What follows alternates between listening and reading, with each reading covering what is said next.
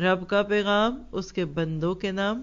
یا ایھا الناس اعبدوا ربکم، اے لوگو اپنے اس رب کی عبادت کرو جس نے تمہیں اور تم سے پہلے کے لوگوں کو پیدا کیا، یہی تمہارا بچاؤ ہے، جس نے تمہارے لیے زمین کو فرش اور آسمان کو چھت بنایا، اور آسمان سے پانی اتار کر اس سے پھل پیدا کر کے تمہیں روزی دی۔ خبردار، باوجود جاننے کہ اللہ کے شریک مقرر نہ کرو۔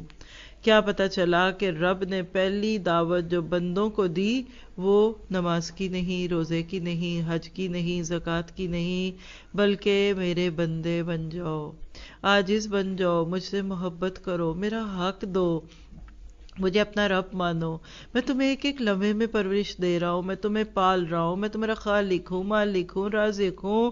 تمہیں میری طرف نظریں لگانی کیوں مشکل لگتی ہیں؟ یاد رکھیے کہ جب بندے کو رب کا مقام سمجھ آ جاتا ہے نا تو وہ اس کے علاوہ کسی سے نہیں مانگتا۔ یہ آج جتنے غیر اللہ کے سہارے ہیں نا، یہ مکڑی کے جالے ہیں۔ جس کو اپنے رب کی قدرتوں کا یقین ہو جائے، کیا وہ کسی اور سے مانگے گا؟ بادشاہ سے مانگیں گے یا بادشاہ کے کسی چوکیدار سے مانگیں گے؟ تو جس کی نظر میں رب کا پیغام عام ہو جاتا ہے، جس کو رب اچھا لگتا ہے، جس کو رب کا مقام سمجھ آ جاتا ہے، پھر وہ کبھی بھی کسی اور کی طرف دیکھتا ہی نہیں۔ یہ ایسے ہی کہ بندے کا ٹیسٹ ہی اتنا اچھا ہو جاتا ہے کہ پھر سستی اور ہلکی چیزیں پسند ہی نہیں آتی۔